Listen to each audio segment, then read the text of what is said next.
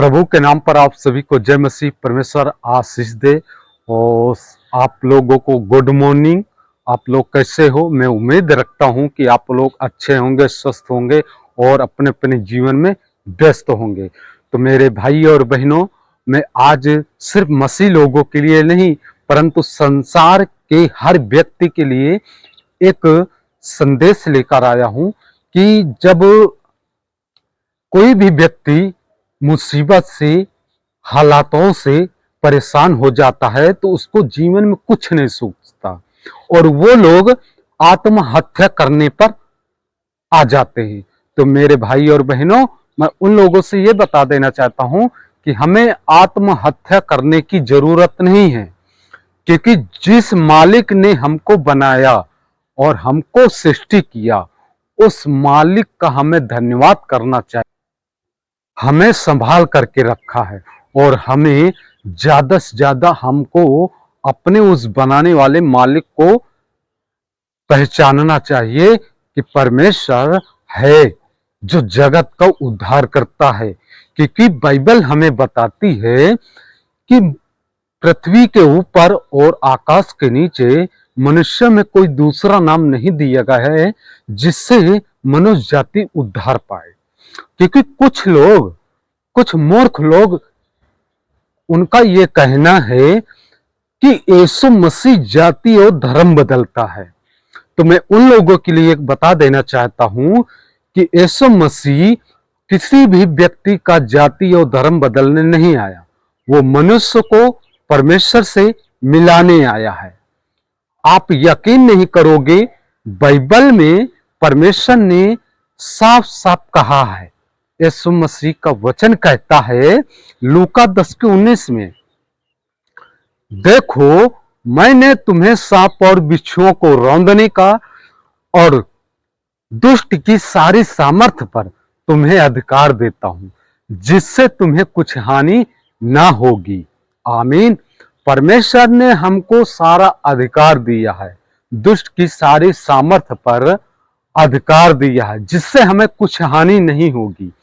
आज के डेट में कुछ बहनें ऐसी भी हैं जिनकी संतान उत्पन्न नहीं हो रही है। तो मैं उन लोगों के लिए बता देना चाहता हूं कि मेरे भाई और बहनों, आप घबराइए मत। आप परमेश्वर की शरण में आइए। परमेश्वर आपको संतान देने वाला ईश्वर है। क्योंकि जब हमें बाइबल बताती है, जब अब्राहम 95 वर्ष और सारा की उम्र करीब 90 वर्ष की थी, तो तब तक उनकी कोई भी संतान नहीं थी। परंतु जैसे उनकी उम्र 90 और 95 वर्ष के बीच में पहुंची, उन्होंने परमेश्वर पे विश्वास बनाए रखा। बचपन से लेकर के बुढ़ापे तक उन्होंने, अब्राहम ने परमेश्वर पे विश्वास बनाए रखा और उनके एक भी संतान नहीं थी।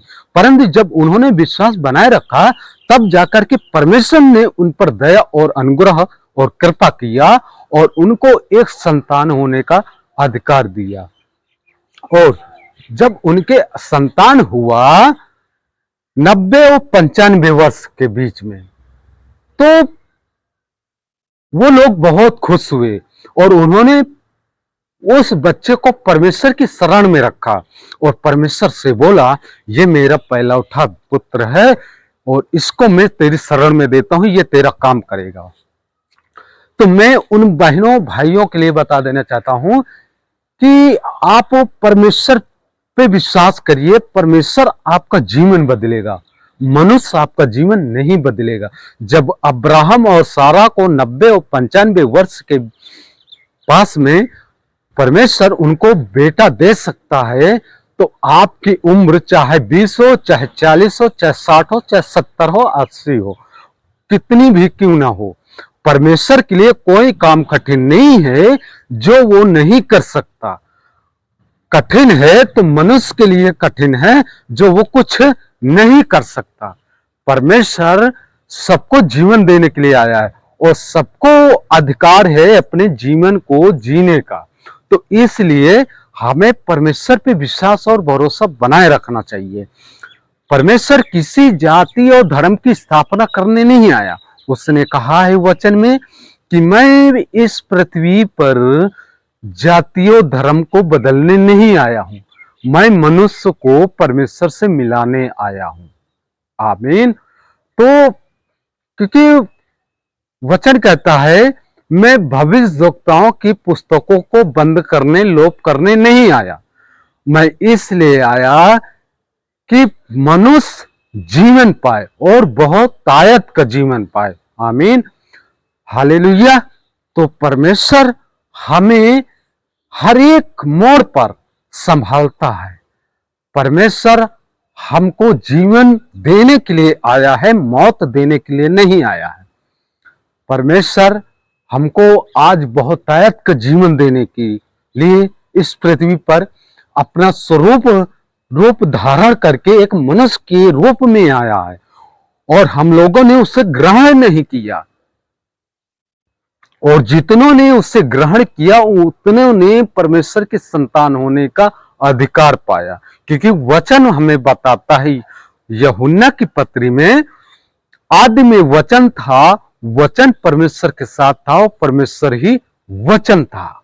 मेरे भाई और बहनों, परमेश्वर आत्मा है और आत्मा किसी को दिखती नहीं है, इसलिए हमें ज्यादा से ज्यादा परमेश्वर का अनुसरण करना चाहिए। हम ये भूल गए हैं कि हमें किसी ईश्वर ने बनाया है। मेरे भाई और बहनों, हमें वही परमेश्वर, वही ईश्वर ने बनाया है जिसने धरती और आकाश को बनाया है। हमको उसकी शरण में जाना चाहिए, और परमेश्वर की आराधना करना कोई गुनाह नहीं है, कोई पाप नहीं है। आप सच्चाई को जानो, सच्चाई जानना आपके लिए बहुत जरूरी है, अहमियत रखती है। क्योंकि वचन हमें सिखाता है सत्य को जानो और सत्य तुम्हें स्वतंत्र करेगा। आज हमें सत्य जानने की बेशक जरूरत है, क्योंकि हम लोग अंधकार में जी रहे हैं। हमें सत्य की ओर ले जाने वाला एक व्यक्ति चाहिए, और वो व्यक्ति है यीशु मसीह, जो आपको अंधकार से उजियाले में ले जाए, जो पाप से जीवन की ओर ले जाए, मृत्यु से अमर्त जीवन की ओर ले जाए। हमें उस व्यक्ति की आवश्यकता है, और हमें परमेश्वर इसीलिए आज चुनना चाहता है कि हम लोग हर एक मनुष्य का जीवन बचाएं। क्योंकि परमेश्वर किसी को मौत देने नहीं आया, वो सभी मनुष्य जाति का उद्धार करने आया है। क्योंकि वचन हमें सिखाता है, परमेश्वर ने जगत से ऐसा प्रेम रखा कि उसने अपना एकलौता पुत्र यीशु मसीह को जगत में दिया, ताकि जो कोई इस पे विश्वास करे वो नाश न हो परंतु अनंत जीवन पाए। आमीन। जो कोई परमेश्वर पे विश्वास करता है वो अनंत जीवन पाता है, और हम लोग को परमेश्वर प्रेम करता है, क्योंकि हम ये नहीं जानते कि हम हैं कौन। क्योंकि परमेश्वर का वचन हमें बताता है, कहता है, क्या तुम नहीं जानते कि तुम परमेश्वर का मंदिर हो, परमेश्वर का आत्मा तुम में वास करता है। जो कोई परमेश्वर के मंदिर को नाश करेगा, परमेश्वर का आत्मा उसे नाश करेगा। आमीन। हम लोग परमेश्वर के मंदिर हैं, हम लोग किसी का घर हैं, और परमेश्वर का आत्मा हम में वास करता है। आमीन। अगर इस मंदिर को कोई नाश करेगा ना, तो परमेश्वर का आत्मा भी उसे नाश कर देगा। कहने का मतलब, अगर आपको कोई जान से मार रहा है बिना वजह, बिना गलती के, तो परमेश्वर बदला लेने वाला है। इसीलिए कहते हैं, एक कहावत आपने सुना होगा कि ईश्वर के घर में देर है, अंधेर नहीं।